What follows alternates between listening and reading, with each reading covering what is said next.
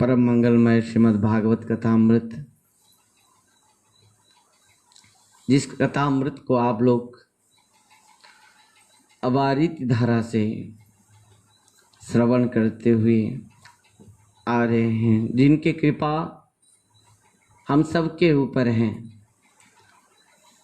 परमाराध्य पतित पावन गुरुदेव विष्णुपाद परमहंस परिव्राजक आचार्य वज्य अष्टोत्तर शत श्रीमद् भक्ति वैभव पुरी गोस्वामी गुरु महाराज के अहेतु की कृपा आशीर्वाद से हम सब आप सब मिलते हुए यहाँ पर इस प्रेमामृत रस को आस्वादन करने के लिए सौभाग्य प्राप्त किए हैं।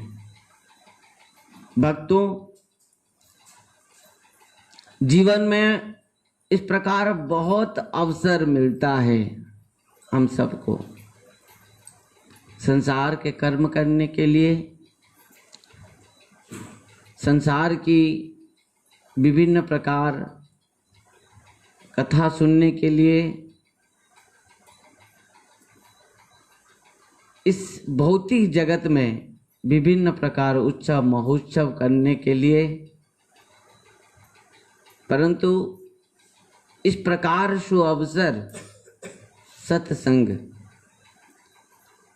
बहुत पुण्य के प्रभाव से हम सबको प्राप्त होती है कि तुलयाव नवेनापि नो सर्गं न अपुनर्भवम् भगवत संगी संगस्य मर्त्यनम किमुताशिष। किसके साथ हम सत्संग को तुलना कर पाएंगे?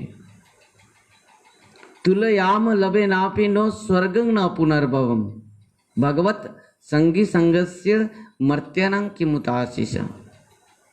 सत्संग को हम स्वर्ग, सत्य, कैलाश, वैकुंठ लोक तक भी हम तुलना नहीं कर सकते हैं। और इस भौतिक जगत की बात हम क्या कहेंगे?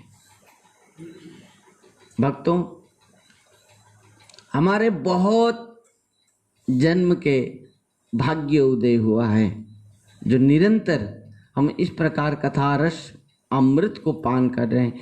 और इसके लिए गुरु महाराज, परम गुरुदेव और सब वैष्णव के कृपा आशीर्वाद हैं, निश्चित भाव से हम सब के ऊपर है। प्रहलाद जी महाराज भगवान के गोद में बैठा है और जिस प्रकार आप मैंने भगवान के श्री चरण में स्तुति की है, और मन की बात नहीं हृदय की बात कहा है,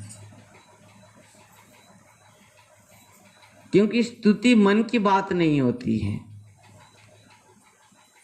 प्रार्थना, स्तुति, ये सब हृदय की बात है।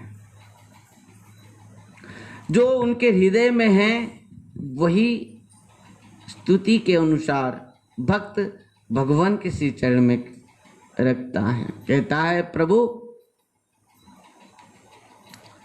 मैं अयोग्य हूं, अयोग्य होकर भी आपने मुझे अपना गोद में बैठाया। उम्र कितना है? पढ़े लिखे भी नहीं है। क्या पढ़े लिखे थे? कुछ नहीं। ज्ञान, भौतिक ज्ञान कुछ प्राप्त नहीं किया है। भगवत कृपा है, गुरु कृपा है। और प्रहलाद जी महाराज ने कहा कि सर्वे हमी विधि करा स्तव सत्व धामनि ब्रह्मादय वयमिवेश न चोद्दि जन्तः क्षमाय भूतय हुतात्म सुखाय चास्य विक्लितं भगवते रुचिरावतारो। हे प्रभु, हे भगवान, ब्रह्मा इत्यादि सारे देवताएं आपके निष्ठावान दास हैं। बहुत सुंदर बात कहा। हे भगवान, है प्रभु, जो आपके सामने ये सब ब्रह्मा आदि देवता सब खड़े हैं ना, ये सब आपके दास हैं। और ऐसा दास नहीं है, निष्ठावान दास हैं। और हम क्या है? प्रहलाद कह रहा है, मैं कौन हूं, मैं क्या हूं? और मेरे पिताजी और मैं तो एक असुर कुल में हम जन्म लिया है। और आप जो इस भयानक रूप को धारण किया है, और इस भयानक रूप धारण आपने जो किया है, किसी का अमंगल के लिए नहीं,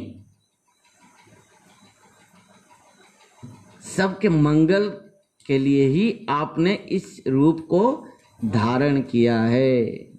ध्यान देना, भगवान किसी भी रूप को धारण करते हैं, परंतु वो सब रूप धारण जब भगवान ने किया है, वो केवल जीवों का कल्याण के लिए।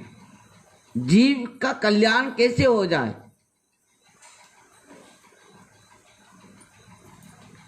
भगवान इसके लिए बहुत प्रकार के रूप को धारण करते हैं। और प्रहलाद जी ने कहा, प्रभु आपने तो इस सुंदर रूप को, माने जो उग्र रूप है ब्रह्मा के लिए,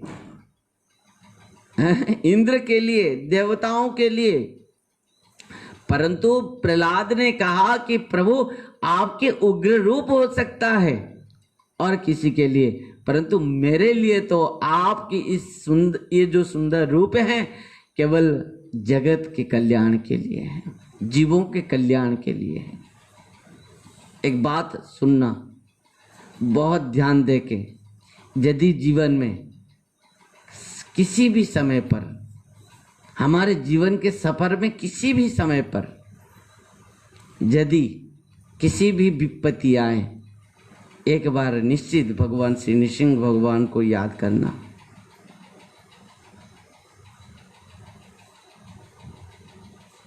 और उनके रूप को ध्यान करना, उनके नाम को ध्यान लेना। और यदि किसी प्रकार भी आपके ग्रह दोष हैं, बहुत लोग कहते हैं, उनको डरा देते हैं, तुम्हारा ग्रह दोष है, ये दोष हैं, वो दोष हैं, तुमको ये लग गया, वो लग गया, तो एक काम जरूर करना, नृसिंह भगवान के कवच धारण करना। हर सुबह शाम नृसिंह सहस्त्र नाम पाठ करना और नृसिंह भगवान के आरती करना। मैं गारंटी दूंगा आप सबको, भगवान नृसिंह भगवान जो केवल अपना भक्त के जो भय हैं, डर हैं, विपत्ति हैं, सबसे भगवान रक्षा करते हैं हर समय। और भगवान नृसिंह भगवान के सामने सृष्टि में किसी भी शक्ति नहीं है, उनके सामने आ पाएगी। किसी भी शक्ति नहीं है, किसी भी शक्ति नहीं। भगवान नृसिंह भगवान के सामने आए। इस प्रकार है। और भगवान के जो महामंत्र है, नाम है, निरंतर लो, जहां भी, जैसे भी, चलते हुए, बैठते हुए, फिरते हुए, खाते हुए, सोते हुए, जगते हुए, बस किसी भी समय में, किसी भी पल, किसी भी स्थिति में, किसी भी परिस्थिति में, किसी भी समय पर भगवान का नाम लो। दोनों हाथ ऊपर उठा के बोलो, हरे कृष्णा कृष्णा हरे कृष्णा कृष्णा कृष्णा हरे हरे कृष्णा कृष्णा हरे हरे हरे राम राम राम राम हरे हरे राम राम हरे हरे। इस नाम को आप हर समय लो। ऐसा कुछ समय नहीं है जिस समय इस नाम को ना ले सके। भगवान ने इस नाम के लिए आपको किसी भी समय, काल, पात्र, स्थिति, परिस्थिति का व्यवधान नहीं रखा है। हाँ, इति षोडशकं नाम्नां कलि कल्मष नाशनम नाथ परतरोपाय सर्व वेदेषु दृश्यते।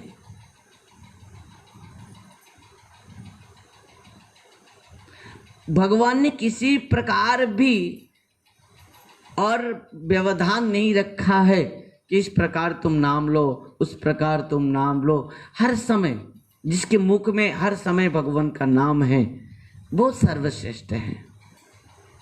अहोबत सपोचोत गरियान जुहाग्र वर्तते नाम तुभ्यम। जो भी हो, प्रहलाद जी ने कहा कि इस ब्रह्मा आदि देवता जो आपके सामने खड़े हैं, ये सब कौन है? आपके दास हैं, और साधारण दास नहीं है, निष्ठावान दास हैं। परंतु मैं और मेरे पिताजी क्या है? एक असुर कुल में हम जाते हैं, और प्रभु आप जो इस रूप को धारण किया है, इस रूप संसार के परम मंगलमय रूप है। और प्रहलाद जी महाराज कह रहे हैं, इस रूप गुण लीला को जो गान करेगा, स्मरण करेगा, चिंतन करेगा, उसका हर समय मंगल होगा। मंगल भवन अमंगलहारी, मंगल निलय अमंगलहारी, जय जय लक्ष्मीपति निसिंह मुरारी। तो इस प्रकार एक बात मुझे याद आ रहा है कि जब भगवान श्री चैतन्य महाप्रभु नदिया नवद्वीप में लीला कर रहे थे, उस समय संकीर्तन लीला, महाप्रभु के संकीर्तन लीला में क्या हुआ कि नदिया नवद्वीप के समस्त भक्त संकीर्तन कर रहे थे अपना घर में। सबके घर में मृदंग था, करताल, सब कोई शाम को हरि नाम संकीर्तन करते थे।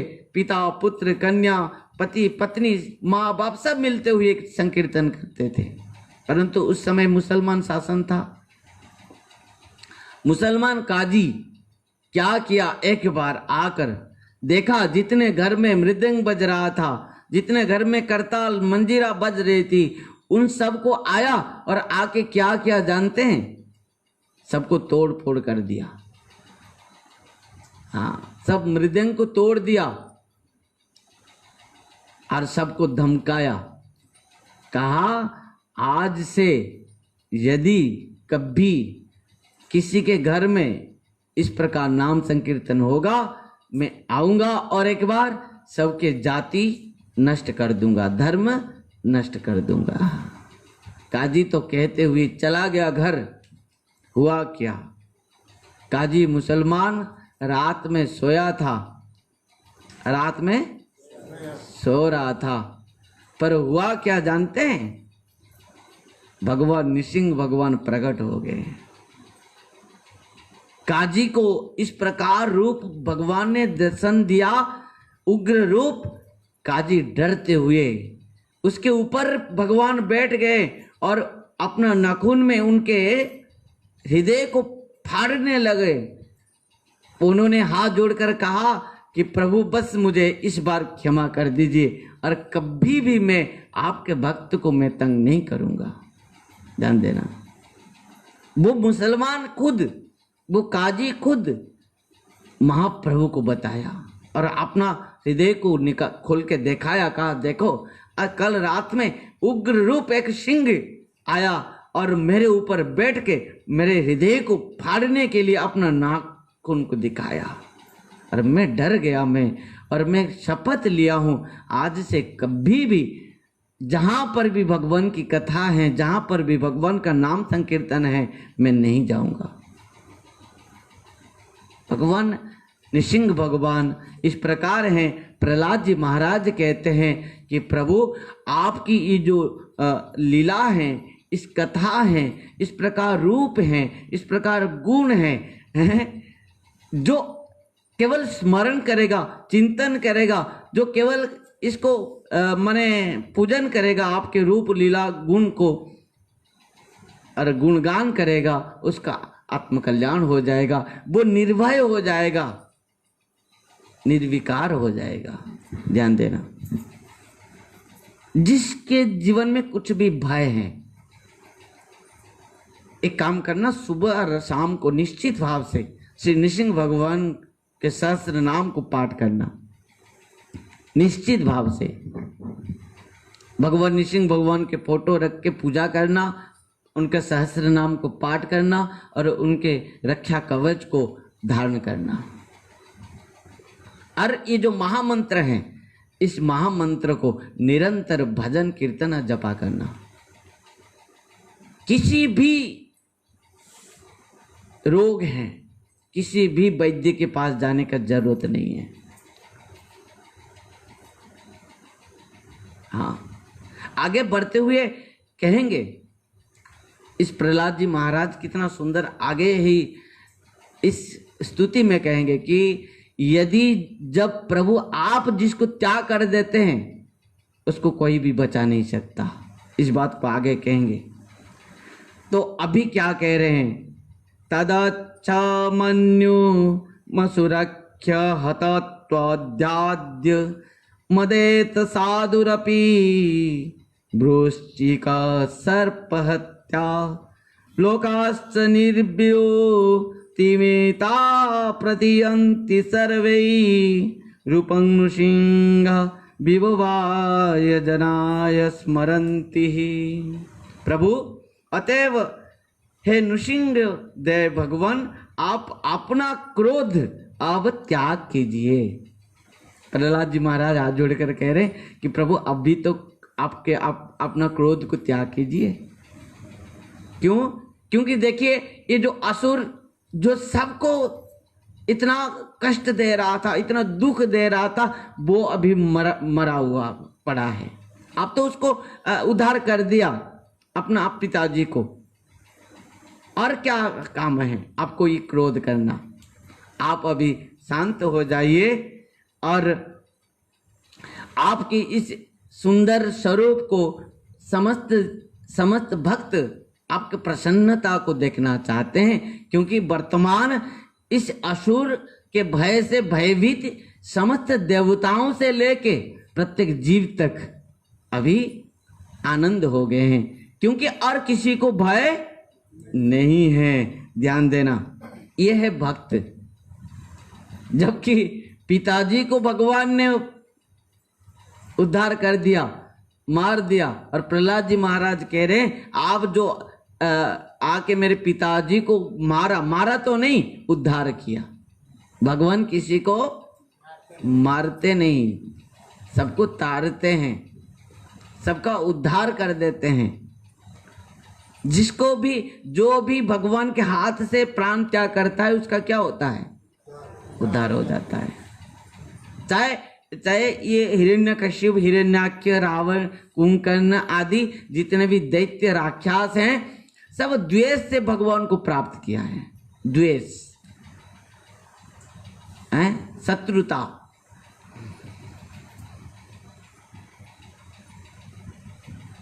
और इस प्रकार नाहं विवेम्य जितते भयानकाम्य जिह्वार्क नेत्र भ्रुकुटीर वसोग्रदष्टात् अन्नास्रजः क्षताज के सरासंकुर्णन कन्ना निन्नाद भीत दिविदावादरिभिन्न खाग्र।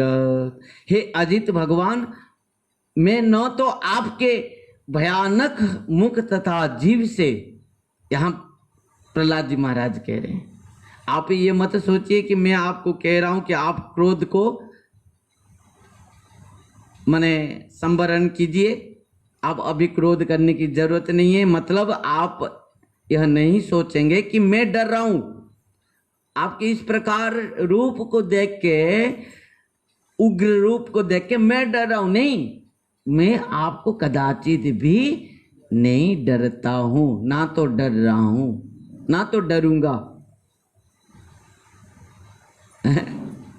आपका जो इस दोनों आंख, भयानक आंख, जो आंख में आग निकल रही है, जो आपके भयानक मुखमंडल, आपके भयानक जो दांत, जो आपके भयानक जो ये हाथ के सब नाखून, आपके जो भयानक स्वरूप, ये देख के मैं नहीं डर रहा हूं, ना तो डरूंगा। और इस सब रूप को दर्शन करके लक्ष्मी जी भी डर के भाग गए। ब्रह्मा जी बाहर खड़े होकर क्या कांप रहे हैं। इंद्र चंद्र आदि देवता भी डरते हुए खड़े हैं। कब शांत होंगे प्रभु, कब शांत होने के बाद हम उनके पास जाएंगे, स्तुति करेंगे। सोच रहे हैं, सब खड़े हुए हैं बाहर और बहुत दूर में। प्रभु मैं आपको इस प्रकार नहीं डरता हूं। त्रस्रोस्यहं कृपणा वत्सल दुःख सोग्र संसार चक्र कददनाद प्रसन्तं प्रणीतः बद्धः स्वकर्म भिरु शत्रुमते अंग्रिमूलम प्रीतोपवर्ग शरणम वश्ये कदानु। कह रहे हैं कि हे पति तो परम सदैव परम शक्तिशाली दुर्जय प्रभु, मैं अपने कर्म के कारण असुरों की संगति से आप पड़ा हूँ। प्रहलाद जी महाराज हाथ जोड़ते हुए भगवान से कहा है, प्रभु मैं अपना कर्म फल भोग कर रहा हूँ और इस कर्म फल से आज असुर कुल में पड़ा हूँ, आके जन्म लिया हूँ। और आपके कृपा से अब असुर कुल में भी मैं जो इस संसार के विभिन्न प्रकार काम क्रोध विभिन्न प्रकार इस बंधन में पड़ा हूं, डूबा हूं, आप कृपा करके मुझे आपके चरण अरविंद में स्थान दीजिए। और आप इस प्रकार स्थान दीजिए जिस प्रकार मैं आपके चरण में मन को लगाते हुए आपके सेवा करते हुए बस मैं आपका बन जाऊं और आपका धाम को प्राप्त करूं। ध्यान देना, एक प्रश्न आया था मुझे, एक ने, हमारा वही बाहर की बात कोई नहीं है, एक प्रभु जी ने, यद्यपि आज भी वो सुन रहे होंगे, वो मुझे लिख के भेजे थे मैसेज में। कहा था कि जब एक दिन आपको याद होगा, एक प्रसंग में मैं निवेदन किया था कि भगवान भी अपना प्रारब्ध कर्म भोग करते हैं। काऊ न काऊ सुख दुख कर दाता, निज कृत कर्म भोग सुनु भ्राता। इस बात को श्री लक्ष्मण जी ने कहा था निषाद राज से। जब भगवान राम वनवास जा रहे हैं और धरती के ऊपर सो रहे थे, तब से जानकी माता भी धरती के ऊपर सोए हैं, पर बहुत कष्ट हुआ था निषाद राज को। और उन्होंने जब रोते हुए लक्ष्मण जी से पूछा था, कहा था कि जो किया दशरथ जी और कैकेयी माँ ने वो अच्छा नहीं किया। जो भगवान वैकुंठ लोक में रहने वाले वो आज धरती में सो रहे हैं। तो इस बात को लेकर मैं कहा था कि लक्ष्मण जी ने जो उपदेश दिया निषाद विषाद युग, जो रामचरितमानस में इस बात है, तो निषाद विषाद युग में श्री लक्ष्मण जी ने उनको उपदेश दिया, कहा काऊ न कौ सुख दुख दाता कर दाता, निज कृत कर्म भोग सुनु भ्राता। कि कोई किसी को ना तो दुख दे रहा है नहीं तो सुख दे रहा है। ये दुख सुख अपना कर्म का फल है, प्रारब्ध कर्म का फल है। तो इस बात के ऊपर उन्होंने मुझे मैसेज दिया कि कहा था, 2-3 दिन हो गया, परंतु मैं इस प्रसंग नहीं आया था, इसके लिए नहीं बोल पा रहा था। तो क्या महाराज, मुझे प्रश्न किया है उन्होंने, क्या महाराज भगवान भी प्रारब्ध भोग कर रहे हैं? इस प्रश्न के ऊपर देखिए, इसके ऊपर यहाँ प्रहलाद जी महाराज कह रहे हैं कि मैं आज इस असुर कुल में जन्म लिया हूं, मेरा कर्म के फल के द्वारा, मेरे प्रारब्ध में मैं असुर कुल में जन्म लिया हूं। ध्यान देना, इस बात के ऊपर हम देखें कि यदि चाहे भगवान हो, चाहे भगवान के भक्त हो, चाहे भगवान के नित्य पार्षद हो, सब है नित्य शाश्वत, समझ पाए। जिस प्रकार भगवान सत्य हैं, त्रिकाल व्याधि सत्य हैं, उसी प्रकार भक्त भी सत्य हैं। इस बात को चैतन्य चरितामृत में कृष्णदास कविराज गोस्वामी पाद ने कहा है। तो भक्तों, इस यहां जो प्रश्न है, क्या भगवान भी प्रारब्ध भोग कर रहे हैं? नहीं, भगवान प्रारब्ध कर्म भोग नहीं करते हैं, क्योंकि उनके जो कर्म है अत्यंत दिव्याति दिव्य कर्म है। जन्म कर्म च में दिव्यम एवं जब व्यक्ति तत्वतः त्यक्त्वा देहं पुनर्जन्म नैति मामेति स अर्जुन। ए अर्जुन, मेरा जो जन्म और कर्म है दिव्याति दिव्य है, परंतु जब भगवान कुछ किसी प्रकार भी लीला करने के लिए संसार में आना चाहते हैं तो कुछ ना कुछ माध्यम ढूंढते हैं। अपना प्रारब्ध कर्म के अनुसार, जिस प्रकार रामचरितमानस में जब भगवान राम क्यों अवतार लिया, उसके ऊपर गोस्वामी जी ने कितना कारण बताया है कि नहीं। एक कारण भी ये है कि नारद जी ने भगवान को भी श्राप दिया था, ध्यान देना।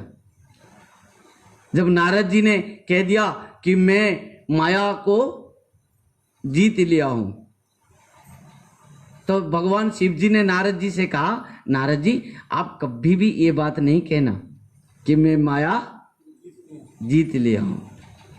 तो नारद जी इस बात को भगवान के पास भी आकर कह दिया कि प्रभु मैं माया देवी को भी जीत लिया हूं। भगवान केवल हंस लिए। नारद जी वहां से निकल के आए तो आते ही कुछ रास्ते आए, आगे आते ही एक माया नगरी उनको दिखाई दिया, और वो नगरी में एक सुंदरी, बहुत सुंदरी एक राजकुमारी को देखा, और वो भी स्वयंवर चल रहा था। हजारों लाखों राजा राजकुमार बैठे थे। अब ये सब प्रसंग आप लोगों को पता होगा। किस प्रकार नारद जी को इच्छा हो गया, क्या राधे राधे। पर नारद जी कौन है? परम सन्यासी है, संत हैं, उनको इच्छा हो गया शादी करने के लिए, राधे राधे। पर नारद जी ने सोचा इस वेश में जाऊंगा तो ये बरमाला मुझे क्या देंगे, ये सन्यासी वेश में कोई थोड़ी बरमाला देगा, कोई राजकुमारी। फिर तो भगवान से प्रार्थना किया था कि मुझे आपके रूप प्रदान कर दीजिए, और आपका रूप यदि मुझे प्राप्त हो जाएगी तो वो बरमाला देने के लिए बाध्य हो जाएगी वो राजकुमारी। तो भगवान से कहा कि मुझे हरि रूप दीजिए। हरि रूप, हरि भगवान का नाम भी हरि है और बंदर का नाम भी हरि है। भगवान ने कहा ठीक है, तूने तो हरि रूप चाहिए, बंदर का रूप दे दिए भगवान ने। और नारद जी मन ही मन रसगुल्ले खा रहे थे कि मुझे भगवान का रूप मिल गया है, पर दर्पण नहीं देखा अभी तक कि क्या रूप मिला है। बैठे हैं स्वयंवर में हैं, तो राजकुमारी जी बरमाला लेकर धीरे धीरे धीरे धीरे चल रही थी। दोनों साथ में उनके सहेलियां भी थे। तो धीरे धीरे सब राजकुमार सब बैठे हैं दोनों तरफ। राजकुमारों ने जब नारद जी के रूप को देखा, ओहो, कोई अपना कोई ऐसे हंस रहे थे और रुक नहीं पाए कोई हैं। तो नारद जी ने सोचा कि मुझे देख के सब आनंद हो रहे हैं कि मेरा रूप भी वही होगा जो भगवान का रूप जैसे है, और अभी ये राजकुमारी आ रही है, मेरे ही गले में बरमाला डाल देगी। और इतना ही सोच रहा था नारद जी ने, उतने में क्या हुआ कि वो राजकुमारी धीरे धीरे नारद जी को पार होते हुए आगे चले गई, और भगवान प्रकट हो गए। भगवान के गले में देखते देखते बरमाला पहना दी और भगवान अदृश्य हो गए, और सब कुछ अदृश्य हो गया। और नारद जी को क्या हुआ, वो राजकुमार जो बैठे थे पास में, उन्होंने कहा जी आप तो आपके शकल को एक बार देखो, फिर पता चलेगा आपको क्या है। वो जब नारद जी अपना शकल को देखा झांक के, तो क्या हुआ, बंदर का रूप। और इतना गुस्सा हो गए नारद जी। नारद जी ने कहा मैं देख लूंगा, प्रभु आपने मेरे साथ छल किया है, मैं भी आपको छोड़ूंगा नहीं। मैं जिस प्रकार एक स्त्री के विरह में आज रो रही हूं, आपको भी मैं श्राप दे रहा हूं कि आप भी आप पत्नी के विरह में रोएंगे। राधे राधे। श्राप हो गया। किसके ऊपर श्राप हुआ? दिया कौन? हरि बोल, हरे कृष्ण। अभी ये प्रारब्ध कर्म हो गया भगवान के लिए। जिन्होंने प्रश्न था कि जिसका कि भगवान भी प्रारब्ध कर्म भोग करते हैं, भगवान लीला के माध्यम से कुछ कर्म इस प्रकार प्रारब्ध नहीं होगा तो आएंगे कैसे? कुछ तो बेस चाहिए उनको आने के लिए, कुछ तो माने बहाना चाहिए। आप घर से निकल रहे हैं, कुछ ना कुछ बहाना करके निकलते हैं, है कि नहीं? चाहे तुम बाहर में और कुछ करें, पर बहाना तो कुछ और कुछ होता है कि नहीं?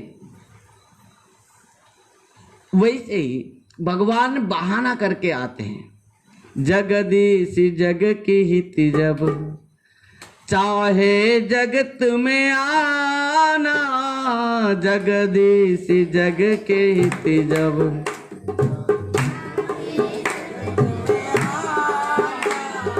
जगदीश जग के हित जब चाहे जगत में आना, जगदीश जग के हित जब चाहे जगत में आना, अति कौतुक जनार्दन करते कोई बहाना, अति कौतुक जनार्दन करते कोई बहाना, जगदीश जग के हित जब चाहे जगत में आना, जगदीश जग के हित जब चाहे जगत में आना, जगदीश जग के हित जब चाहे जगत में आना, अति कौतुक जनार्दन करते कोई बहाना। कुछ ना कुछ बहाना ढूंढते भगवान। कुछ श्राप हो जाए, मुझे जाना पड़े कोई मुझे श्राप दे दे, कोई वर दे दे, कोई आदेश दे दे, मुझे जाना पड़े। मर्त्य लोग कुछ लीला भी करना है, युद्ध भी करना है, भगवान को बैठ बैठ के खुजली भी होता है। क्या करे, बैठ बैठ के बोर भी लगता है उनको। क्या करे, थोड़ा जाके थोड़ा अपना नित्य पार्षदों के साथ थोड़ा लीला भी कर ले। आपको यदि कितना भी बढ़िया सुंदर एक घर बना दिया गया, एयर कंडीशन है, उसके अंदर सब कुछ है, कितना दिन तक आपको घर में दरवाजा दे दे, हम बाहर से दे देते हैं, अंदर में सब कुछ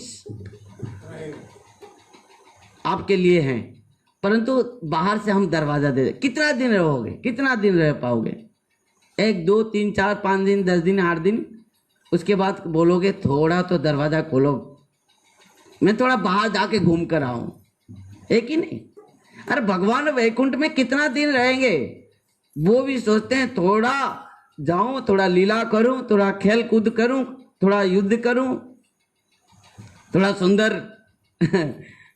अपना शक्तियों के साथ, अपना सखियों के साथ, अपना सखाओं के साथ, अपना पार्षदों के साथ लीला भी करूं। ये सब चाहते हैं भगवान। इसके लिए भगवान यद्यपि प्रारब्ध फल भोग नहीं करते हैं, परंतु प्रारब्ध को एक के बहाना करते हुए लीला करने के लिए इस मर्त्यलोक में आते हैं। ध्यान देना, जिस प्रकार भगवान अजन्म होकर भी जन्म लेते हैं। शास्त्र समझना बहुत सूक्ष्म विचार है। आप कहेंगे वेद कहता कि भगवान को अजन्मा है कि नहीं? भगवान का नाम है कि अजन्मा है, जो जन्म नहीं लेता है। पर भागवत में, श्रीमद् भागवतम में भगवान साक्षात देवी की माँ और यशोदा माँ के गर्भ से जन्म लिया है। यशोदा माँ के गर्भ से, और 10 मास 10 दिन गर्भ में रहते हुए, तब तक ब्रह्मा ने स्तुति की, सत्य व्रतम सत्य परम त्रिसत्यम सत्यस्य जोनि निहितम सत्य सत्यस्य सत्य मृत सत्य नेत्रम सत्यात्मकं त्वं शरणं प्रपन्ना। और जिन्होंने भी इस प्रश्न किया था उनको इस बात को निश्चित भाव से समझ में आ गया होगा कि निश्चित भाव से भगवान भी कुछ ना कुछ इस प्रारब्ध कर्म के बहाना करते हुए आते हैं, यद्यपि वो प्रारब्ध कर्म भोग नहीं करते हैं, क्योंकि उनका जन्म और कर्म सब दिव्याति दिव्य है। और यहाँ पर ये प्रसंग जो है कि प्रहलाद जी महाराज ने कहा कि मैं भी प्रारब्ध कर्म के अनुसार असुर कुल में जन्म लिया हूं। समझ पाए? एक नित्य पार्षद प्रहलाद जी महाराज साधारण भक्त नहीं है, 12 महाजन में एक महाजन है। स्वयंभु नारद शंभु कुमार कपिल मनु प्रहलाद जनक भीष्म बड़ी बया सखी वयम। यहाँ प्रहलाद जनक भीष्म प्रहलाद जी महाराज के नाम भी यहाँ पर आया है 12 महाजन में, जो कि नित्य पार्षद हैं भगवान के। वो भी कह रहे कि मैं प्रारब्ध कर्म के अनुसार असुर कुल में क्या है जन्म लिया हूं। समझ पाए? प्रारब्ध कर्म क्या भक्त भी भोग कर रहा है? नहीं, भक्त प्रारब्ध कर्म भोग नहीं करता, परंतु कुछ ना कुछ बहाना ढूंढते हुए इस प्रारब्ध कर्म के बहाने से आता है। ध्यान देना, इस प्रकार सुंदर सुंदर कथा यहाँ पर कहा गया है और प्रारब्ध इस प्रकार स्तुति की है। जस्यास्ति प्रयाप्ति यवियोग संजोग जन्म शोकाग्निना सकल जोनिषु दह्यमान दुःखौ सदम तदपि दुःखमतब्दियाहं भूमं न भ्रमामि बद में तब दास्य जोगम। बहुत सुंदर। अतएव मैं सोचता हूं कि इसकी एकमात्र औषधि आपकी सेवा में संलग्न हो जाना। ध्यान देना, श्री प्रहलाद जी महाराज ने कहा कि प्रभु ये जो संसार माया है ना, ये विचित्र माया है। यहाँ आपको माया देवी कभी भी नहीं छोड़ती। इस प्रकार आपको यहाँ विभिन्न प्रकार प्रारब्ध कर्म में तुमको ये पकड़ लेती है माया देवी शक्ति कि आप चाहते हुए भी संसार लोभ मोह माया से मुक्त नहीं हो पाओगे। यदि कदाचित भगवान के सेवा में, यहाँ पर माने प्रहलाद जी महाराज कह रहे हैं, यदि कोई एक व्यक्ति अपना जीवन में हर समय हर पल हर क्षण यदि वो आपकी सेवा में संलग्न होकर रह जाएगा, तब जाकर इस संसार के समस्त प्रारब्ध पाप कर्मों से मुक्त हो पाएगा। अरे इन समस्त प्रारब्ध पाप कर्म का जो मूल है कौन है? पाप का बाप कौन है? राधे राधे। कौन बताएगा? पाप का बाप, पाप कहां से जन्म लेता है? प्रारब्ध कर्म होता है पाप कर्म से, जो जीव को नरक ले जाता है वो है लोभ। पाप का बाप क्या है? लोभ। एक ब्राह्मण था, उसका पुत्र काशी से पढ़कर आया, संस्कृत व्याकरण पढ़कर आया और कहा पिताजी मैं पंडित बन गया हूं। परंतु ध्यान देना, यद्यपि वो ब्राह्मण का पुत्र जो था वो पढ़कर आया, पंडित बनकर आया, और ब्राह्मण से कहा, पिताजी से कहा मैं पंडित बन गया हूं। उसका पिताजी पर उतना पंडित नहीं था, मूर्ख था। उन्होंने कहा पुत्र तू पढ़ के पंडित बन गया ना? हाँ बन गया। तो बता पाप का बाप कौन है?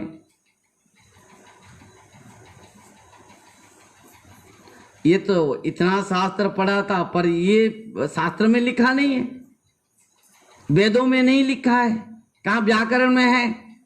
उन्होंने सब शास्त्र को निकाला, इधर उधर किया, सब ढूंढते ढूंढते पूरा दिन भर ढूंढा और पिताजी ने कहा मिला तुझे पाप का बाप कौन है? वो कहा नहीं मिला पिताजी। तो ब्राह्मण ने कहा भाग यहां से, घर से।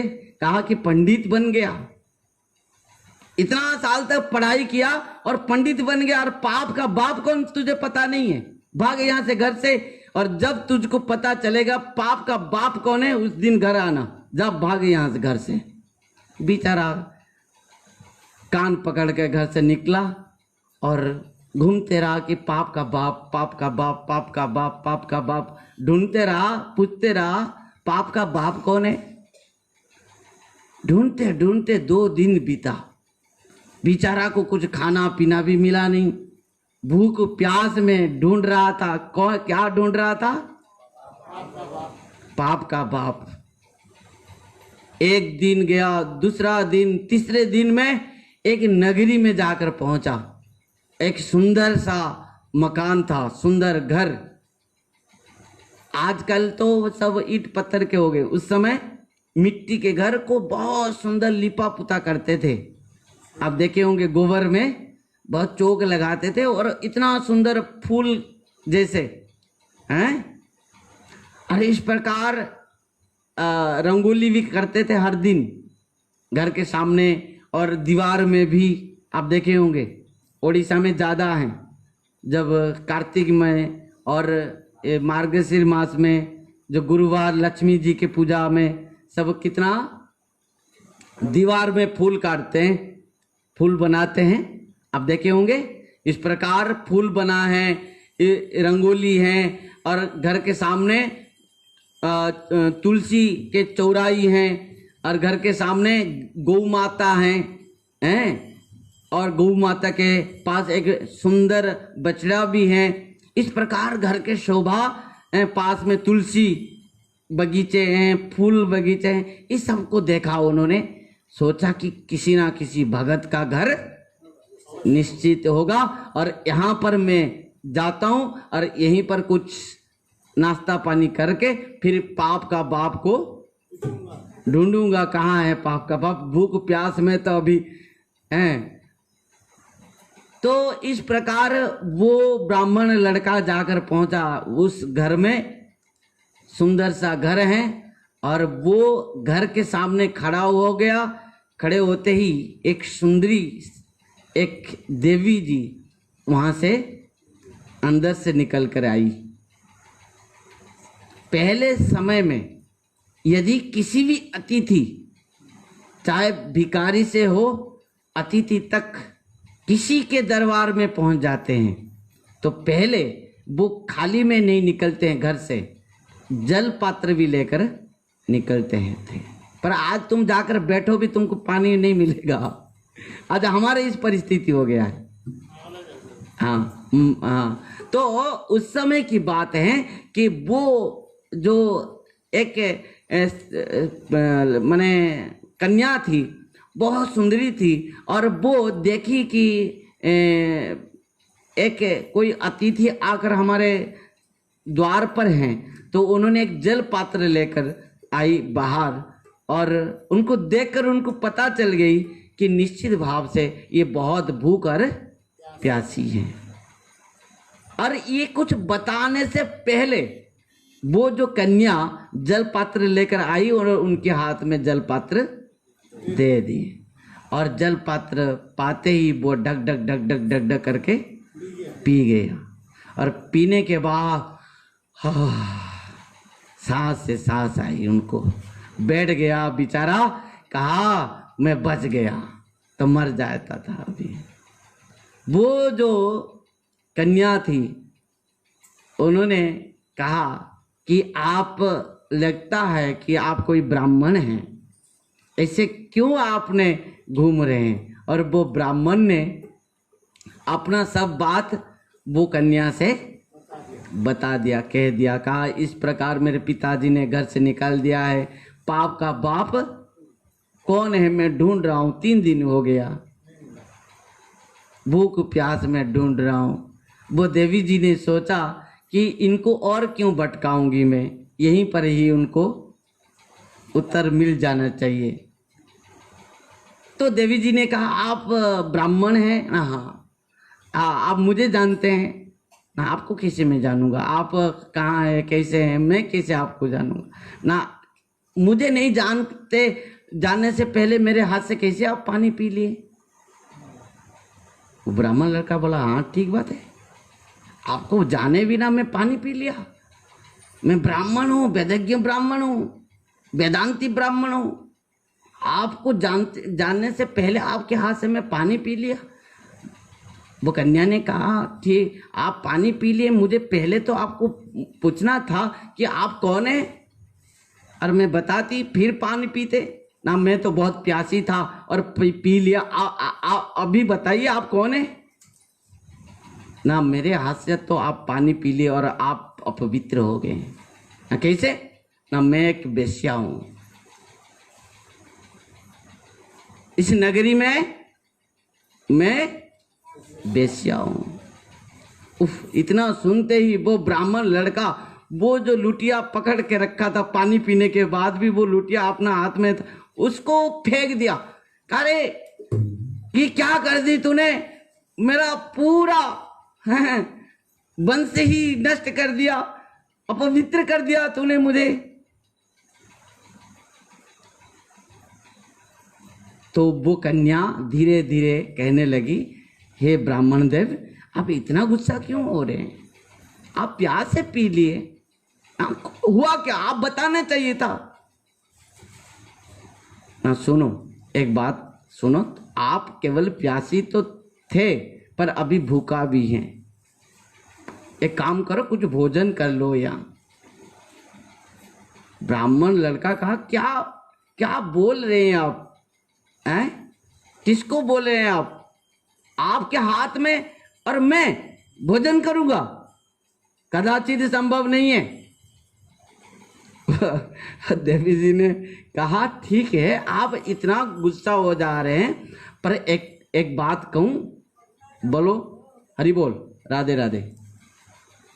एक काम करो, आप यदि यहां पर मेरे हाथ से भोजन करोगे तो मैं आपको 5 स्वर्ण मुद्रा दूंगी दक्षिणा में। कितना?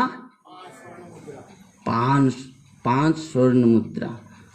ब्राह्मण ने सोचा कि मैं जिंदगी भर कमाऊंगा तो इतना नहीं मिलेगा, कमा नहीं पाऊंगा, अरे खा लूंगा क्या होगा, कौन देख रहा है। चलो, देवी जी ने कहा क्या सोच रहे हो। हाँ देवी, मैं सोच रहा हूं कि चलो भूख तो हूं, बहुत भूखा हूं, और खा लूंगा। आप बोले हैं तो खा लूंगा, और तो ठीक है, मैं तो भोजन बना रही हूं। वो कन्या भोजन बनाने लग गई और इनको लाकर भोजन दी, और भोजन में ये बैठा ब्राह्मण समझ पाया। तो वो जैसे ही भोजन करने के लिए हाथ में लिया, वो जो देवी वहीं पर बैठी थी, वो ब्राह्मण लड़का का हाथ पकड़ ली।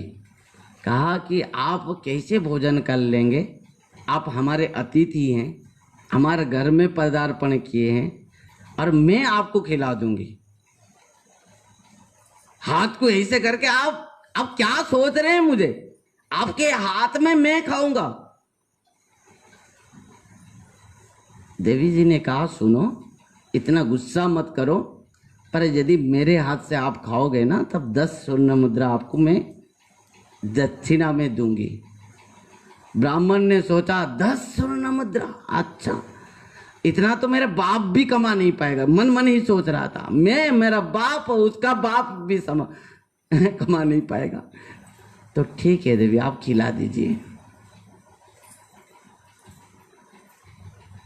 और वो देवी प्रसाद हाथ से लेकर जैसे वो ब्राह्मण के मुंह में हाथ को ली, तो वो मुंह खोला, तो इस हाथ में घुमा के एक थप्पड़ मारा वो ब्राह्मण लड़का को। वो ब्राह्मण ने कहा आप मुझे क्यों मारे, क्यों मारे, क्यों मारे आप, आपको क्यों मैं मारी, आपको पता नहीं चला हैं? मैं एक वेश्या हूं, मेरे हाथ से आप खाने के लिए मुंह खोल दिए। आपको लज्जा नहीं है? आप ब्राह्मण हो, आप एक वैदिज्ञ ब्राह्मण हो, तो आपने तो कहा आप तो मुझे अतिथि समझा, तो मुझे खिलाए, तो मैं खाने के लिए तैयार हो गया, मना नहीं कर पाया। नहीं, मेरी बात से आपने नहीं खा रहे थे, आप तो 10-10 स्वर्ण मुद्रा के लोभ में खा रहे थे। जाके आपके पिताजी को बोल देना, पाप का बाप लोभ है। और आप जो आज पाप करने जा रहे थे, उसका कारण था क्या? लोभ। यदि आपके अंदर लोभ ना होता, तब आज आप पाप करना नहीं चाहते। अब जाके आपके बाप को ये बात बता देना कि पाप का बाप कौन है? लोभ है। वो बेचारा ब्राह्मण साष्टांग प्रणाम किया, कहा देवी आज तुम मेरे लिए गुरु हैं, मैं घर जा रहा हूं और पिताजी को इस बात को बताऊंगा कि पाप का बाप कौन है? लोभ है। आया घर में, पिताजी ने कहा 3 दिन के बाद आ रहे हो, कहाँ घूम रहे थे तुम? ना पाप का बाप ढूंढ रहा था, आपने तो भेजा था। पिताजी ने कहा पाप का बाप को मिला ना? हाँ मिल गया। ना क्या है? ना लोभ है। लोभ से ही पाप होता है। पिताजी ने कहा तुझे कौन बताया? तो वो ब्राह्मण ने सब कुछ बता दिया। और ब्राह्मण जब अपना पुत्र को लेकर वो नगरी में पहुंचा, वो देवी वेश्या नहीं थी, वो परम साध्वी और वैष्णवी एक थी, एक भक्त कन्या। अरे इसको केवल शिक्षा देने के लिए इस प्रकार बात कही। और इस प्रकार वो ब्राह्मण ने कहा कि आप जैसे कन्या मेरे बहू होने के लिए योग्य हैं। मैं इस प्रकार बहू चाहता था। उस जमाने में इस प्रकार बहू लोग चाहते थे, एक साध्वी, एक सुशिक्षित, एक संस्कारी कन्या मिले, जो समस्त शास्त्र के और समस्त संस्कारी हो। आपके घर में बहुत संस्कारी होती, संध्या में आरती उतारती हैं और उन्नी दे के आप सबको प्रणाम करती, तो आपको क्या लगेगा? उसी प्रकार वो ब्राह्मण ने कहा कि आप मेरे बहू होने के लिए योग्य हूं, और ये इसको इसके लिए भेजा था मैं, तुम मेरे बहू को ढूंढ कर ला। इसका मतलब उनका ये था। वो इस प्रकार की लोभ ही एकमात्र पाप है। हम संसार चक्र में, प्रहलाद जी महाराज कह रहे हैं कि प्रकृति में प्रभु आज मैं संसार चक्र में इस प्रकार घूम रहा हूं, इस प्रकार घूम रहा हूं, अपना प्रारब्ध कर्म के अनुसार, यहाँ मिल जाए, वहाँ मिल जाए, ये मिले, वो मिले, अपना कर्म करते करते मैं अपना प्रारब्ध कर्म में इस प्रकार इस संसार चक्र में घूम रहा हूं, और इसके कारण में आज मैं असुर कुल में जन्म लिया हूं। ध्यान देना,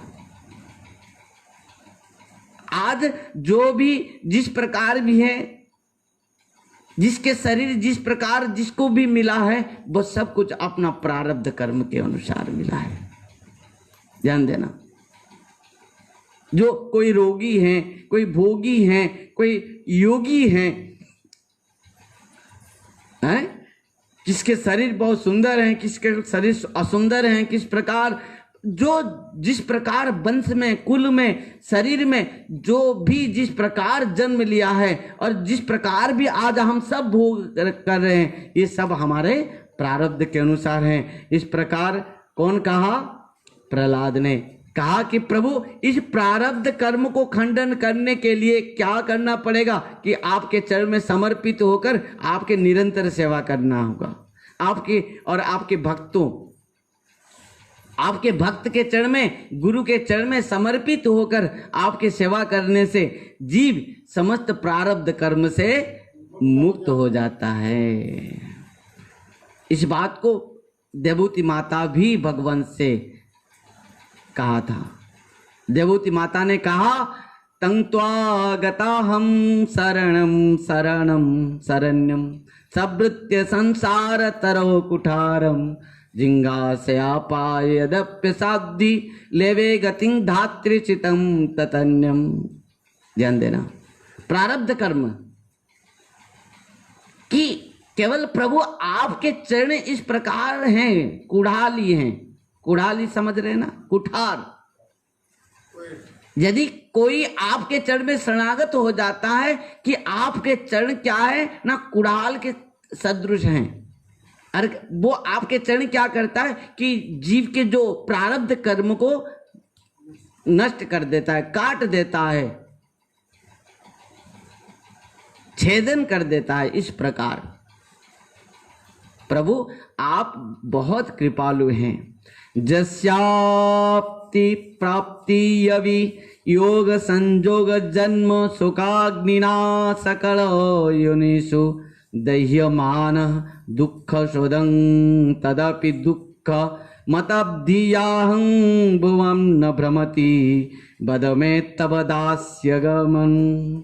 इस प्रकार कि मुझे आप आपके भक्त का संग प्रदान कीजिए। कीड़े पड़ रहे, हाँ क्या करेंगे, इसको बंद कर देंगे तो गर्मी होगा। भक्तों, यहां भक्त संग मांग रहा है कौन? प्रहलाद कहता है कि प्रभु आपका संग और आपका भक्त संग मुझे मिले। इस बात को हर कोई भक्त ने चाहता है कि हर समय मुझे भक्त संग मिले। आप अपना संग सही कर दीजिए, निश्चित भाव से आपका जीवन सुधर जाएगा, बदल जाएगा। जो भी जो बना है अपना संग दोष से, और संग दोष से ही इस प्रकार अपना चरित्र ही संग दोष से ही बदल जाता है। क्योंकि हर समय जैसे कहा जाता है कि संग इस प्रकार है कि संग से शिक्षा मिलता है। एक गुरु के पास एक चेला था, हर दिन गुरु जी के सेवा करता था। जैसे अभी प्रहलाद जी महाराज कहता है कि प्रभु बस आपका भक्त संग दीजिए और आपका भक्त सेवा मत मुझे दे दीजिए। एक संत के पास एक शिष्य रहता था, समझ पाए, और शिष्य हर समय गुरु जी से कहता था कि गुरु जी मुझे आप शिक्षा दीजिए, मुझे आप दीक्षा दीजिए। गुरु जी उसको और कुछ नहीं देते थे, शिक्षा दीक्षा कुछ नहीं देते थे।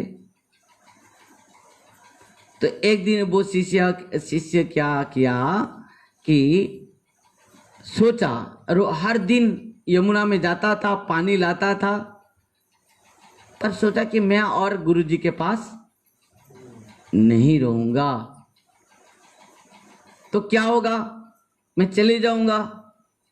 वो मटकी को वहीं पर रख के चला गया। कुछ दूर जाने के बाद उनको आवाज सुनाई दिया, ए कहां जा रहे हो? वो सुना रहे कौन बुला रहा है मुझे। चारों तरफ देखा, कोई नहीं है। देखा कि वो मटकी के अंदर से आवाज आ रही है। धीरे धीरे मटकी के पास आया, कहा कौन है आप? वो मटकी ने कहा कि मैं मटकी हूं, आप मुझे यहां पर छोड़कर क्यों चले जा रहे हैं? ना देखो हम मेरे गुरुदेव मुझे आज तक कुछ नहीं दे रहे, खाली उनके सेवा करा रहे हैं। तो कहा आज जो तू जहां पर भी हो, जैसा भी हो, सब गुरु के कृपा से है। वो ये बात मैं क्यों कह रहा हूं? प्रहलाद जी महाराज ने कहा कि यदि संसार बंधन से मुक्त होकर, संसार विभिन्न अपकर्म से मुक्त होकर यदि मैं आपका भजन कर पाऊंगा तो केवल आपके भक्त के कृपा से। भक्त क्या करते हैं? कौआ को भी हंस बना देते हैं। अब गाते हैं ना, गीत भी आप सुने होंगे, संतन के संग लागी रे तेरी अच्छी बनेगी, संतन के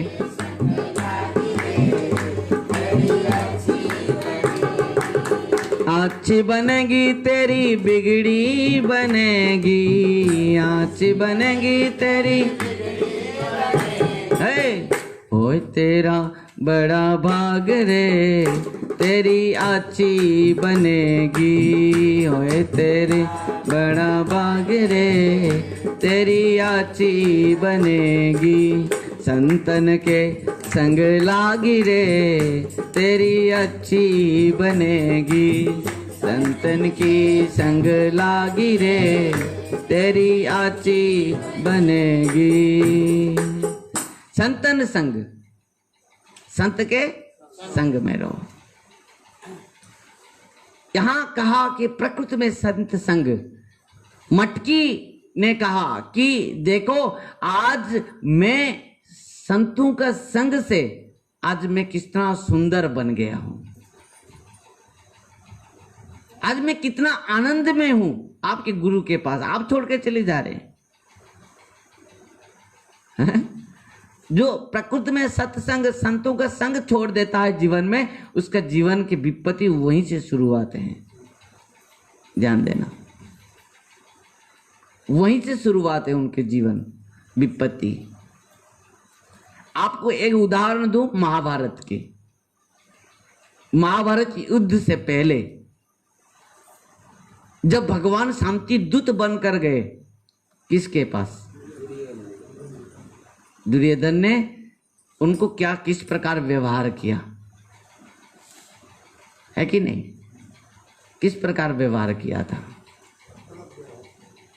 उनको पहले तो बंदी बनाने की भी षड्यंत्र था उनका। हाँ, इसके लिए कोई भी बाप अपना पुत्र का नाम दुर्योधन नहीं रखता। दुर्योधन का अर्थ क्या है?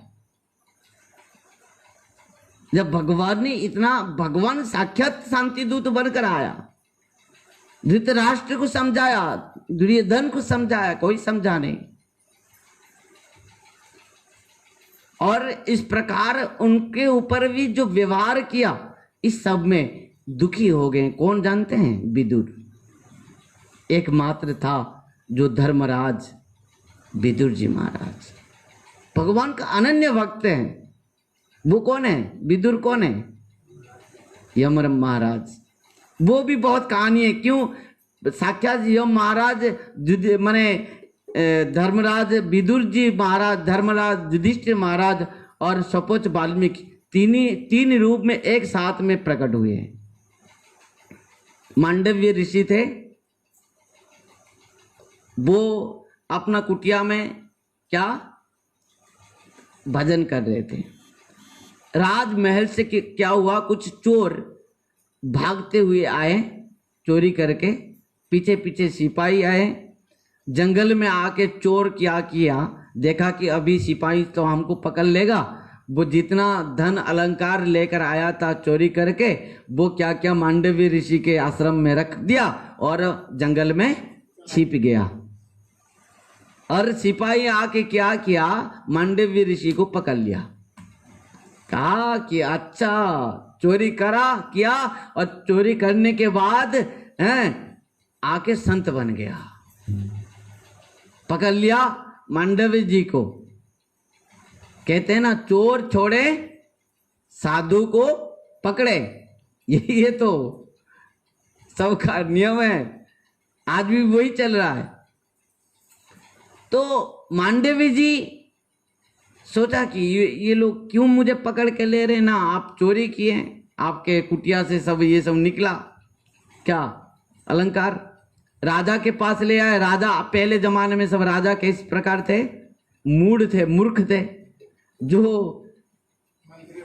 इच्छा होगा वही करते थे। तो मांडवी जी को कोई राजा ने कोई सोचा विचार नहीं किया, बस एक साथ में सूली में चढ़ा दिया। जा, मांडवी जी को सूली में ऊपर चढ़ा दिया गया। और मांडवी जी के इतना तप बल था कि सूली भी उनको स्पर्श नहीं कर पाया।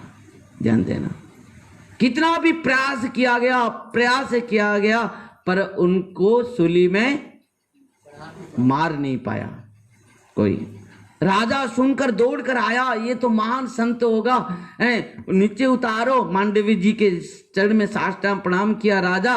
मांडवी जी ने कहा, राजन तुम्हारा दोष नहीं है, मुझे सूली के ऊपर क्यों बैठना पड़ा, मैं जाकर यम महाराज को पूछूंगा। स्वदेह में जाकर पहुंच गए, कहा? यमपुर में। यम महाराज देख के आओ आओ महाराज जी आओ, कैसे आना हुआ आप जैसे दिव्य संत। मांडवी जी ने कहा, आप पहले बताओ मुझे सूली के ऊपर बैठना क्यों पड़ा, निकालो पोथी। चित्रगुप्त ने निकाला तो बचपन में एक पाप किया था, जबकि अज्ञान के समय। क्या? जो तितली होते हैं, तितली फिर तितली कहते हैं उसको। वो तितली को क्या किया था, वो बचपन में उसके जो पूंछ जो है लंबा से होते हैं ना, वो पूंछ को काट दिए थे और उसके अंदर एक माने कांटे को घुसा दिए थे। तो उसी के कारण में उनको सूली के ऊपर बैठना पड़ा। ध्यान देना। फिर बचपन में अज्ञानता में, जबकि उनको ज्ञान नहीं था, कुछ नहीं था, छोटे से बच्चे थे, तो उसी कारण से उनको सूली के ऊपर बैठना पड़ा। पर मांडवी जी ने कहा, मेरा अज्ञान के समय में मैं कुछ पाप किया था और तुमने मुझे सूली के ऊपर चढ़ा दिया, मैं तुमको श्राप दूंगा। अब ब्रह्मर्षि हैं, कुछ भी कर सकते हैं। पर यम महाराज हाथ जोड़कर नीचे गिर पड़ा, कहा कि कुछ भी मुझे श्राप दे दो, पर 3 चीज मुझे श्राप नहीं देना, क्योंकि मैं भगवान से विच्युत हो जाऊंगा। एक तो राजा नहीं बनना है मुझे मर्त्य लोक में, एक तो शूद्र नहीं बनना है, एक तो सोपोच नहीं बनना है, चंडाल। तो मांडवी जी ने कहा, इस 3 को ही मैं श्राप दे रहा हूं तुमको। इतना गुस्सा में थे वो। इन तीनों ही तुम बनोगे, अरे तीनों ही एक साथ में बन के जाओगे। और वही बने। यह महाराज एक साथ में मांडवी जी के श्राप से युधिष्ठिर महाराज बनकर आए, राजा बनकर आए। धर्मराज युधिष्ठिर एक साथ में आए, शूद्र कुल में दासी पुत्र होकर आए विदुर जी रूप में, और एक में वाल्मीकि, सोपोचो वाल्मीकि रूप पर आए, चांडाल कुल में, सोपोच कुल में, सोपोच वाल्मीकि। और तीनों बात देखो, भगवान आए थे किसके लिए? शांति दूत बनकर। पर इन्होंने जो व्यवहार किया विदुर जी को अच्छा नहीं लगा, क्योंकि विदुर जी थे धर्मराज। ध्यान देना। और कौरव के साथ जब तक विदुर जी हैं, कौरवों को कोई हरा नहीं सकता। क्यों? क्योंकि धर्म भी उनके पास में है। इनके तरफ में धर्म कौन है? युधिष्ठिर महाराज। उनके तरफ में धर्म कौन है? विदुर जी महाराज। परंतु आज जब भगवान शांति दूत बनकर आया और भगवान ने बहुत समझाया, कोई माना नहीं। भगवान जाने के बाद, प्रस्थान करने के बाद एकांत में विदुर जी ने धृतराष्ट्र को समझाया, कहा भैया आप साक्षात भगवान ने आके आपको समझाया, आप समझ नहीं पा रहे। आप जिसको पुत्र मानकर इतना युद्ध के लिए राजी हो रहे हैं, आप जानते हैं दुर्योधन आपका कुल को विनाश कर देगा। आप दुर्योधन को नहीं जानते। आप इस बात को दुर्योधन ने सुन लिया, कहा दासी पुत्र मेरा घर में खा के, हमारे रोटी खा के मेरे पिताजी को भड़का रहा है मेरे विरुद्ध में, भाग यहां से। राधे राधे। विदुर जी ने देखो, विदुर जी महामंत्री हैं। जिस राजमहल में धृतराष्ट्र रह रहे थे, दूसरे नंबर राजमहल इनके ही थे। किसका? विदुर जी के। विदुर जी का ये महामंत्री हैं। और आज अपना माने मुकुट निकाल दिए एक मुहूर्त में। इस्तीफा दे दिए। और विदुरानी के आके पत्नी को विदुर जी ने कहा, बस देवी जी आज बहुत आनंद लग रहा है। क्यों? क्योंकि आज और किसी प्रकार भी टेंशन नहीं है। चलो एकांत में वन में कुटिया बनाएंगे, वहां पर रह के बस निरंतर भगवान का भजन करेंगे। जो भगवान जो करते हैं सो अच्छा ही करते हैं। यदि संसार वस्तु हमसे भगवान छुड़ा ले रहे हैं, इसको जानना चाहिए कि मुझे भगवत कृपा बहुत ज्यादा है। मुझे भगवान भजन करने के लिए ये सब समय दे रहे हैं। समझ पाए? तो इस प्रकार उन्होंने कहा, प्रकृति में ये प्रहलाद जी महाराज ने कहा, मुझे भक्त संग मुझे प्रदान कीजिए, मुझे भक्त संग चाहिए। क्यों? क्योंकि भक्त इस प्रकार होते हैं, भक्त संग में रहते ही आपका कल्याण हो जाएगा।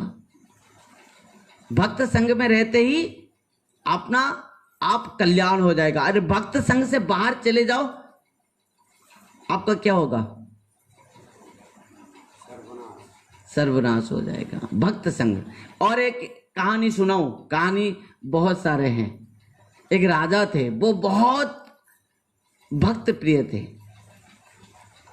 ध्यान देना, एक राजा बहुत बड़ा भक्त था और उन्होंने हर दिन भक्त सेवा करता था।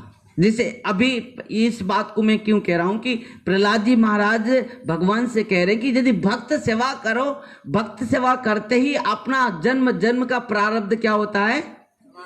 नष्ट हो जाता है। प्रारब्ध कर्म नष्ट कराने के लिए एकमात्र है गुरु सेवा, भक्त सेवा, वैष्णव सेवा। वो राजा क्या करता था कि अपना राज्य में जितना संत वैष्णव ब्राह्मण सब भक्त थे, सबको बुलाता था, भंडारा करता था, सबको सेवा करता था, भोजन कराता था, सबको दक्षिणा देता था, सब कुछ करता था।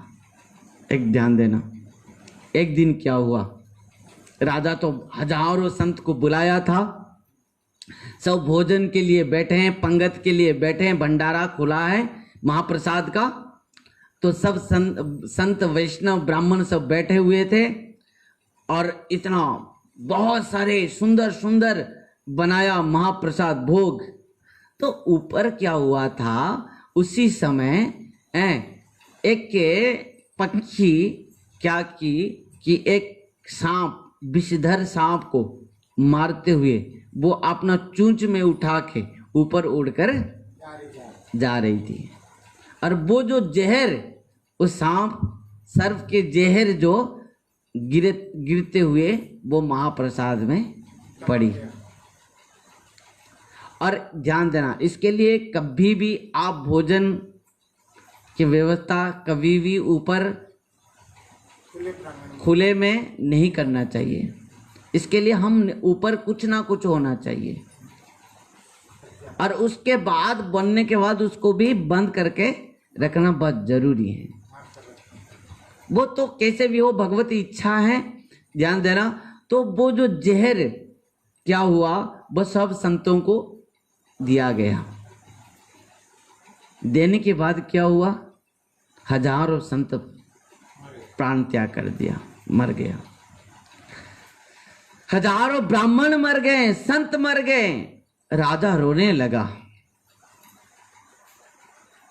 मैं क्या कर दिया, सब ब्राह्मण को मार दिया, सब संतों को मार दिया, मैं बहुत बड़ा पापी हूं। राजा मरने के लिए भागा, उनके कुल पुरोहित उनको बचाया। कहा राजन मरने की जरूरत नहीं है, मरने से समाधान ही नहीं हो जाएगा, कुछ दिन अपेक्षा करो, कुछ दिन अपेक्षा करो। वर्तमान आपको मेरा प्रश्न है, इस बात को बहुत ध्यान देके सुनना, इसमें मैं आपको प्रश्न करूंगा एक। अभी क्या हुआ, जो यमपुर में यम महाराज बैठा है, चित्रगुप्त से पूछ रहा है कि इस जो पाप हुआ है अभी, इसमें पापी कौन है, किसको हम पकड़ेंगे।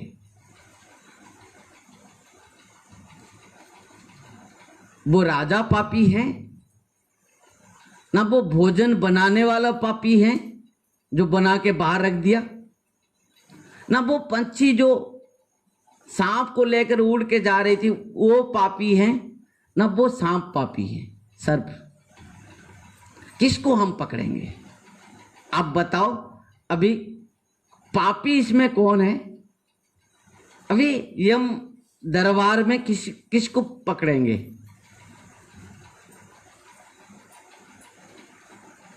आप बताओ। राजा का यहां क्या दोष है? दोष है जो भोजन बना रहा था उसका क्या दोष है? और वो जो पक्षी लेकर सांप को उड़ के जा रही थी वो उसके क्या पाप है?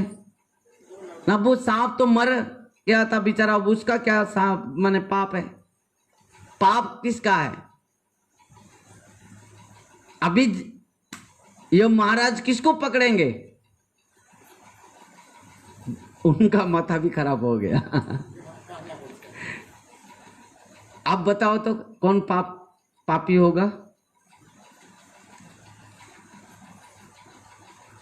है उत्तर किसके पास? इसमें पापी कौन है?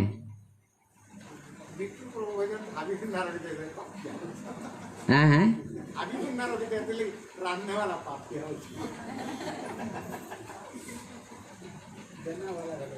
हैं? इसमें पापी कौन है? महाराज कहेंगे इसमें पापी कौन है?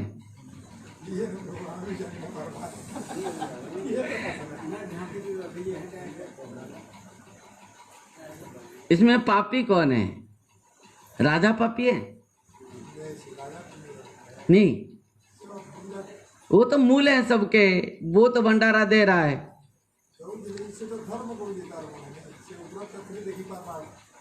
और जो भंडारा बनाया था, भोजन बनाया था,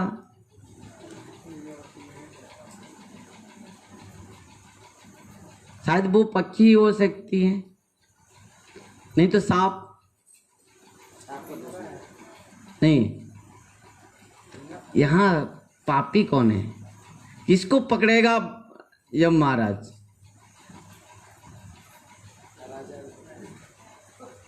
इधर राजा रो रहा है,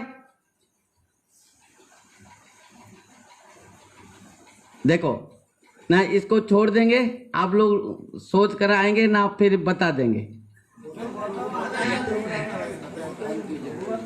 तो ठीक है, सुनो।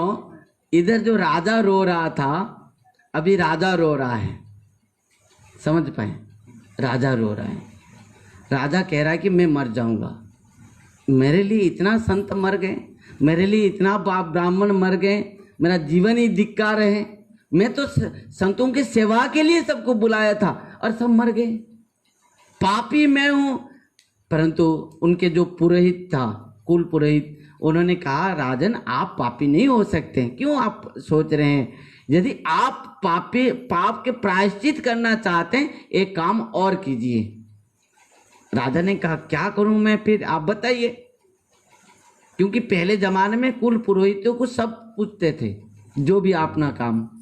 तो पुरोहित ने कहा राजन आप एक काम कीजिए और एक बार भंडारा कीजिए।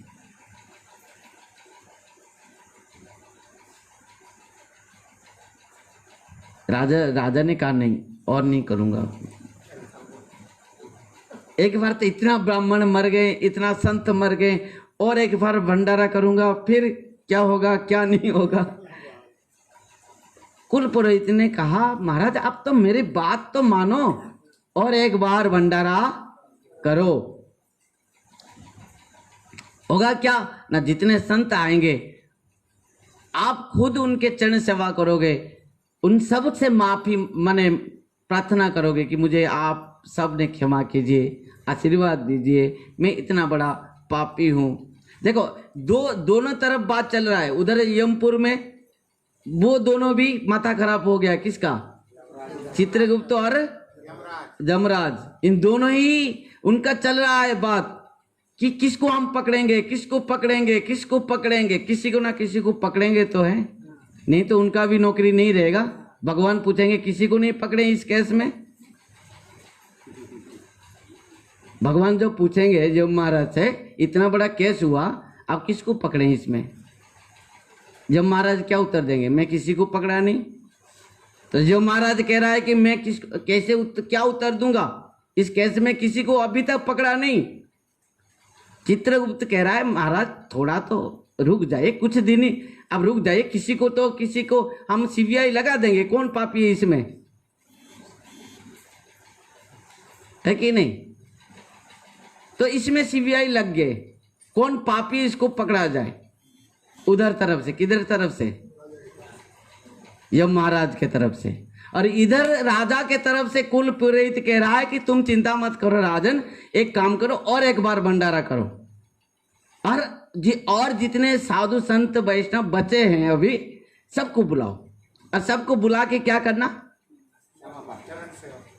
उनके चरण सेवा करना, उनको प्रार्थना करना, उनके चरण में साष्टांग प्रणाम करना और उनको क्षमा मांगना कि मेरे से बहुत अपराध हुआ है। ब्राह्मण देखो, ब्राह्मण आशीर्वाद से ब्राह्मण के चरण में जो पाप हुआ है तुम्हारा नष्ट हो सकता है। संतों के कृपा होने से, संत के कृपा चरण में जो तुम्हारा पाप हुआ है वो नष्ट हो सकता है। गुरु कृपा होने से गुरु चरण में जो पाप होता है वो नष्ट होता है। ध्यान देना, आप कांटे यहाँ हैं, अरे यहाँ खुदाई करोगे तो निकलेगी, वही जहां कांटे हैं वहीं से, हाँ वही बात है। जिसके चरण में अपराध है उनके चरण में गिरना पड़ता है भाई। महाराज और एक बार भंडारा किया, उधर तरफ से सीबीआई लगा है, कौन पापी है, किसको पकड़ा जाए, क्योंकि भगवान पूछ देंगे इस केस में किसको पकड़े हो। तो ये उधर सब कोई ढूंढ रहा है कौन पापी है, इधर तरफ चल रहा है भंडारा। ध्यान देना, अब भी क्या हुआ, यहीं पर पापी को निकलेगा, यही एक पापी है जिसको पकड़ा जाएगा। बहुत ध्यान से सुनना, नहीं तो पापी भाग जाएगा। बहुत ध्यान से सुनना, नहीं तो पापी यहां से भाग जाएगा। तो हुआ क्या, राजा तो पूरा बुला लिया, मेरे राज्य में जितना भी ब्राह्मण है, जितना भी संत हैं, जितना भी ऋषि हैं, सब मेरे यहाँ पर पधारे, सबको भंडारा है, सेवा है, दक्षिणा है, जिसका जो इच्छा मांगना है सबका सेवा हम करेंगे, सबका मांग पूरा करेंगे। तो महाराज जितने भी संत, जितने भी वैष्णव, जितने भी ब्राह्मण बचे थे सब एक एक करके आने लगे। पर एक बात हुआ क्या, वो राज्य में एक व्यक्ति था जो किसी के निंदा नहीं करके नहीं रह पाता था। ध्यान देना, जो इस प्रकार व्यक्ति था जो किसी का निंदा नहीं करके नहीं रह पाता था। सुना वो, अरे इतने ब्राह्मण कहाँ जा रहे हैं, इतने संत कहाँ जा रहे हैं, आके पूछा, अरे कहाँ जा रहे हो, कहाँ जा रहे हो, कहाँ जा रहे हो? संतों ने कह दिया, महाराज तो हमको बुलाया है, अब भंडारा चल रहा है, दक्षिणा भी मिलेगी। वो जो राम राम राम राम राम राम राम राम राम राम जा रहे हो, वही मरोगे मरोगे मरोगे। वो राजा तो मार दिया इतना ब्राह्मण को, इतना संतों को, अब तुमको बुला रहा है फिर मारेगा तुमको, क्यों जा रहे हो? संतों ने कहा मारेगा तो मारेगा, हम तो जा रहे हैं, दक्षिणा मिलेगा, कपड़ा मिलेगा, सेवा करेगा, राजा बुलाया है। वो निंदुक व्यक्ति का मुंह भी आप देखोगे कैसे बोलेगा, वो उसका बोलने का भी तरीका कुछ है। वो कहने लगा, तुम नहीं जानते हो कितना संत मरे हैं, तुमको पता है कितने संत मरे, कितने ब्राह्मण मरे, ये राजा एक नंबर के पापी हैं। वो संत सेवा के नहीं बुला रहा है, सबको मारने के लिए बुला रहा है। वो इतना निंदा किया राजा का, इतना निंदा किया राजा का, इतना निंदा किया राजा का। चित्रगुप्त ने कहा महाराज पापी को मिल गया, जल्दी बंदी करो इसको।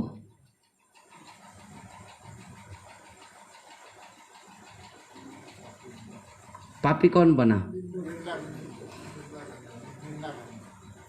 अभी राजा भी पापी नहीं था, ना तो वो सांप, ना तो वो पक्षी, ना तो वो भोजन बनाने वाला। समस्त पाप को कौन ले गया? जब महाराज आदेश दिया पकड़ो इसको, दौड़ कर आए यमदूत, पकड़ लिए उसको। वो निंदुक डोकरा जो था, कहा मुझे कहां ले रहे हो, चल।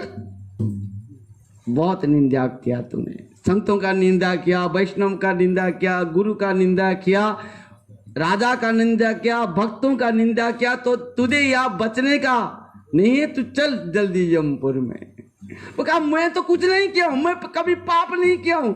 अरे पाप तो नहीं किया है, पर सबका पाप का तो तू ही लिया है। इसके लिए हम एक बात हर समय हर सबको मैं कहता हूं, अपना काम आप करो, खाओ पियो, आपका घर में रहो, यदि समय मिल रहा है भगवान का नाम लो। उनके घर में क्या हुआ, उनकी पत्नी क्या की, उनके बेटी क्या की, उनके बेटा क्या किया, ये बात कभी भी चिंता मत करो, क्योंकि किसी के पाप को ढोने के लिए हम ठेका नहीं लिए। ध्यान देना, किसी के पाप को ढोने के लिए हम ठेका नहीं लिए, ये आपका लॉस है। और ये मैं कहानी नहीं कहा, ये शास्त्र के तत्व ज्ञान कहा मैं। केवल यदि हमारे पाप ग्रहण करते हैं सद्गुरु जब हम ग्रहण करते हैं तब हमारे सब पाप को गुरुदेव ले जाते हैं। और दूसरी बात, जब हम किसी की निंदा करते हैं उसके पाप को सब हम ग्रहण कर लेते हैं। इसके लिए जीवन में कभी किसी का निंदा मत करो। इस बात को भागवत में हजारों बार कहा गया है और सब ने कहा है। धर्म सनुष्ठित पुंसम धर्म, हाँ, स्वधर्मनिष्ठ सतजन्म विपुमान, इस प्रकार भागवत में भी धर्म भजस्व सततं त्यजलोक धर्मान सेवस्व साधु पुरुषान जाहि काम तुष्णात् अन्यस्य दोष गुण चिंतन मासु मुक्त्वा सेवा कथा रसमः नितरं पिबत्वम। ध्यान देना, किस प्रकार संत का संग करोगे, जो संत के मुख से कभी भी किसी के प्रति निंदा नहीं होता है। ध्यान देना, विदुर जी महाराज जब कहा धृतराष्ट्र को, कहा ये दुर्योधन तुम्हारा कुल विनाश कर देगा, तब दुर्योधन उसको किस प्रकार निंदा किया? दासी पुत्र, पहले उसका शब्द था दासी पुत्र किस प्रकार शब्द किया। और जब विदुर जी जब कौरव को त्याग करके चला गया, तब वहां पर कहते हैं कि सुखदेव गोस्वामी राजन, ये विदुर जी कौरव को त्याग करके, विदुर जी नहीं जा रहा है, कौरव को त्याग करके धर्म चले जा रहा है। धर्म, आज कौरव धर्महीन हो गए हैं और इनका विनाश सुनिश्चित है। धर्म रक्षति रक्षितः, हमको रक्षा कौन कर रहा है? धर्म। हर समय धर्म को तुम रक्षा करो, तुमको धर्म रक्षा करेगा। यदि तुम धर्म में हो, तुम सत्य में हो, तुम अपना लक्ष्य में हो, निश्चित भाव से धर्म तुम्हारा रक्षा करेगा। इसमें किसी प्रकार भी संशय नहीं है। इसके लिए किसी का निंदा मत करो, नहीं तो उनका समस्त पाप तुमको ही ढोना पड़ेगा, भोगना पड़ेगा। कभी किसी का भी निंदा मत करो। और प्रहलाद जी महाराज कह रहे कि हे प्रभु, इस प्रकार संतों का संग मुझे प्रदान कर दीजिए, जहां पर किसी का भी निंदा ना हो, किसी का भी चर्चा ना हो, केवल भगवान की कथा अमृत हो, केवल भगवान का नाम अमृत हो, जहां पर हर समय हर पल भगवान की कथा, नाम, लीला सत्संग आदि श्रवण करते हुए बस मैं अपना समस्त प्रारब्ध कर्म से मुक्त हो जाऊंगा। ध्यान देना, ये इतना कथा को हम समझाने के लिए इतना चारों तरफ जाना पड़ा। जो भी हो, आज तो समय हो गया है, कल फिर श्रवण करेंगे प्रहलाद जी महाराज आगे फिर क्या कहेंगे। और इतना विस्तृत है कथा कि जीवन भर भी कथा सुनते रहेंगे तो कथा कभी, हाँ, तो भगवान जिस प्रकार अनंत हैं, कथा भी अनंत है। भगवान की कथा शेष जी सहस्र फन में भी कहते कहते थक जाते हैं। नारद जी बिना बजाते बजाते गाते गाते भी थक जाते हैं। चतुर कुमारों ने दिन रात 24 घंटे वही कथा रस में डूबे होते हैं। ध्यान देना, हजारों हजारों वर्षों से, लाखों वर्षों से जिस कथा को 7 दिन 7 रात परीक्षित महाराज एक आसन में बैठकर सुना। ये कथा इस प्रकार रस है। केवल जो प्रकृति में रसिक हैं, जो प्रकृति में कथा सुनने के लिए आया है, वो केवल बैठ सकता है और कथा सुन सकता है।